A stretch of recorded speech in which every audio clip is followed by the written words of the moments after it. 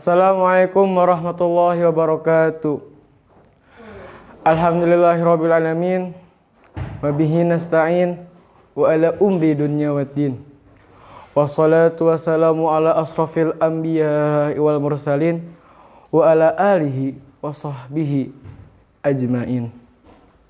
Asyhadu an la ilaha illallah wahdahu la syarikalah malikul haqqul mubin. Wa asyhadu anna Muhammadan abduhu wa rasuluh arsalahu rahmatan lil alamin amma ba'du. Yang pertama-tama marilah kita panjatkan puji dan syukur atas kehadirat Allah Subhanahu wa taala yang telah memberikan kita nikmat iman, ihsan dan juga nikmat Islam sehingga kita dapat berkumpul di tempat yang insya Allah istimewa ini.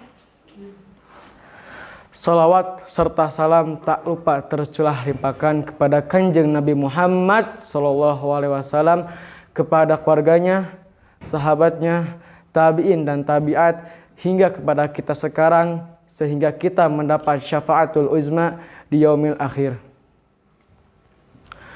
Perkenalkan, nama saya Fathi Rahman Fauzan dari kelas 9B. Berdirinya saya di sini akan menyampaikan sebuah barisan kata-kata yang disusun sedemikian rupa menjadi sebuah kumpulan-kumpulan kalimat yang terdiri dari beberapa paragraf berasal dari kata-kata orang yang bertaraf, tidak sembarang digarap, dan mohon maaf apabila saya menyampaikannya dengan keadaan gagap. Atau jadi sifat manusia untuk menyukai kehidupan di dunia. Anjeuna ngaharapkeun dipasian umur anu panjang sadipasian kenikmatan anu melimpah ruah. Gusti Allah Subhanahu wa taala atos kaciptakeun dunia jeung isi-isina sareng kepentingan manusia. Islam tidak pernah mengajarkan kepada umatnya untuk melalaikan kehidupan di dunia. Tapi Islam ngarahkeun, ngejarkeun sareng ngabina kehidupan di dunia agar manusia tahu dan tidak tergoda oleh kehidupan di dunia yang fana. Orang yang tahu hakikatnya kehidupan di dunia bakal ngerasa ringan ketika meninggal dunia, bahkan tidak ada rasa takut untuk mati karena mereka tahu hakikatnya kehidupan di dunia. Manusia bakal mendapatkan hakikat kehidupan, kekekalan dan juga kenikmatan dan dengan perantara dan bertemu dengan Sang Maha Pencipta dengan perantara kematian. Sanes orang mukmin tidak takut untuk mati, tapi anu dimaksudnya eta sebagaimana anu diungkapkan para sahabat Nabi ke Kanjeng Nabi. Wahai Rasulullah, kami tidak suka dengan kematian. Bukan itu maksudnya. Tetapi apabila seorang mukmin diperlihatkan hal-hal apa saja yang akan datang untuknya, maka ia senang bertemu dengan Allah, dan Allah pun senang bertemu dengannya. Hadis riwayat Bukhari.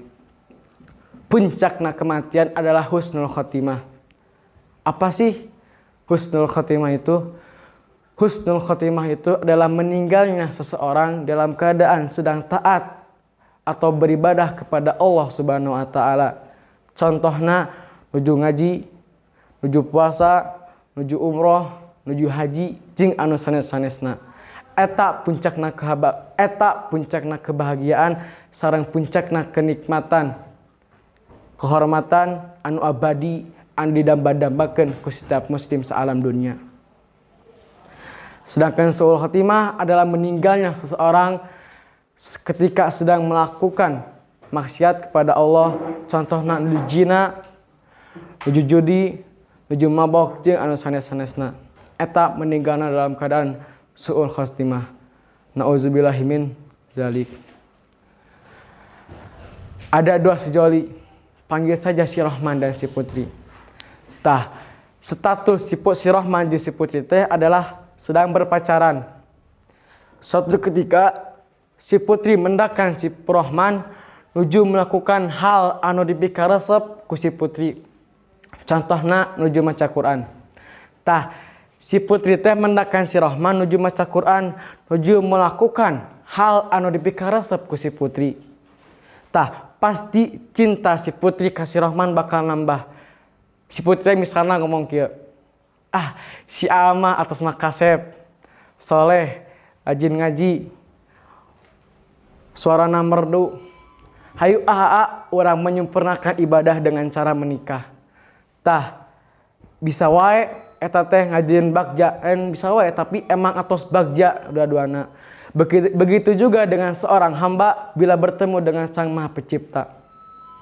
Ketika si hamba tersebut sedang melakukan ibadah, sedang melakukan taat, sedang melakukan hal yang wajib kepada Allah Subhanahu wa taala. Contohnya nuju salat.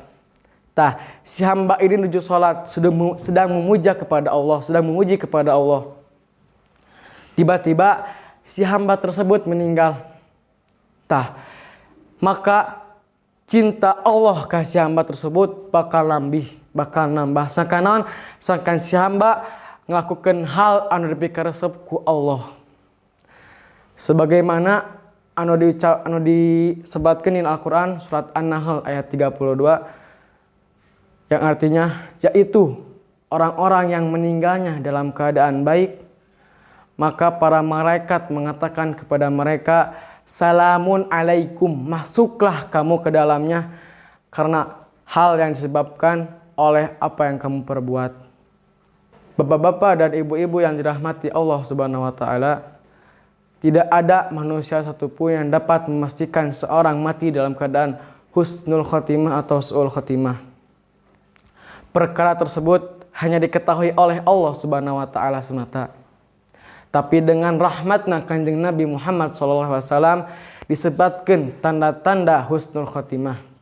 Anu dimana eta muslim bakal nempatan samulia-muliana tempat, bakal menakan kenikmatan anu teu aya di dunia, bakal mendapatkan kekekalan abadi di akhirat nanti. Anu diantaranya adalah 1. Mengucapkan syahadat ketika meninggal dunia. Dah gampang mengucapkan syahadat mah. Seperti gitu ibu-ibu bapak-bapak. Da meninggal dunia sakaratul maut teh sesah. Sakanaon sangkan setan-setan anu di kita kecil hingga kita meninggal nanti bakal goda kita, berkumpul untuk menggoda kita. Sakanaon sakan orang sadayana mengucapkan kalimat syahadat.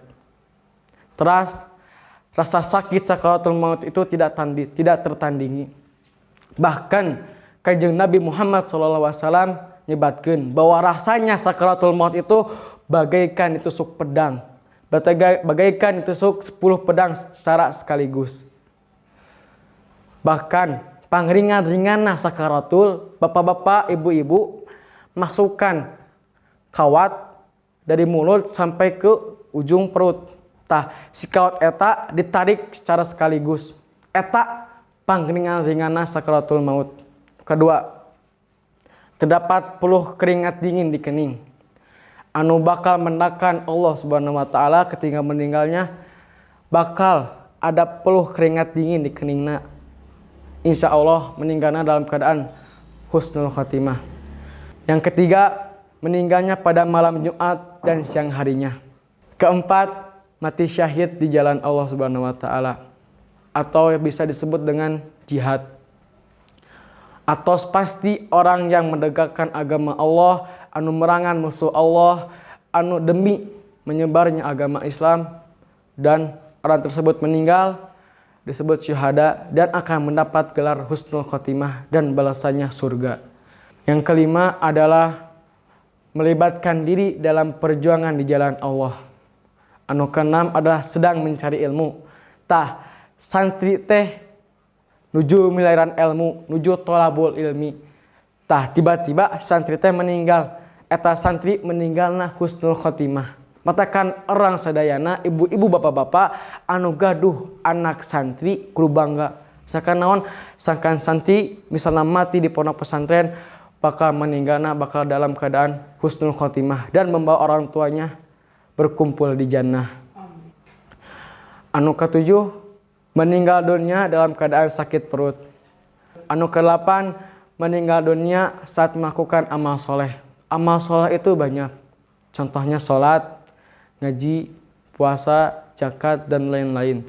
Nah, jika ada seseorang mukmin mati dalam keadaan sedang melakukan amal tersebut, maka matinya husnul khotimah. Misalnya, berhubung dengan kita sekarang sedang berpuasa di bulan Ramadan, contohnya ada seseorang yang sedang melakukan ibadah puasa, orang tersebut sedang jalan-jalan mencari takjil. Tah, pas menuju jalan-jalan eta teh ada seseorang anu menikam orang tersebut sehingga orang tersebut meninggal. Tah, maka meninggalnya dalam keadaan husnul khotimah. Karena apa? Karena dia sedang melakukan amal yang mulia, sedang melakukan ibadah kepada Allah, yaitu sedang berpuasa. Jadi jika kita sedang berpuasa, jangan takut akan mati. Matinya juga mati syahid atau husnul khotimah. Yang kesembilan adalah wajah mayit terlihat tenang dan tidak ada rasa beban.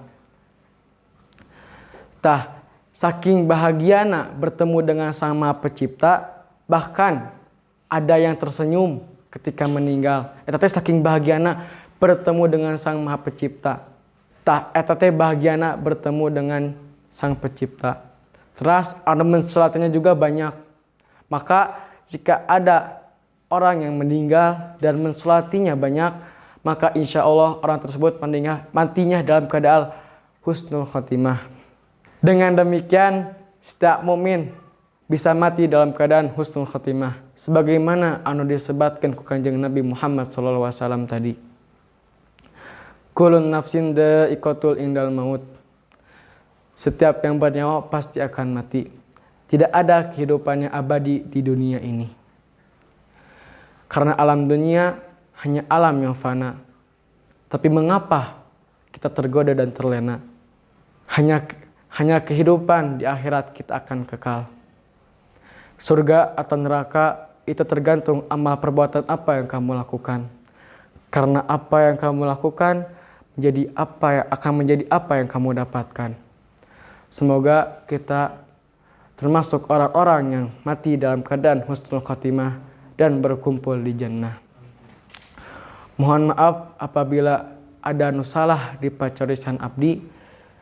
Mohon dimaklumi karena abdi mah tidak secerdas keturunan kiai, tidak sealim para wali, dan tidak semulia zuriat Nabi.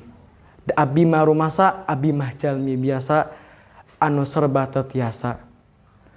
Akhirul kalam, summa assalamualaikum warahmatullahi wabarakatuh.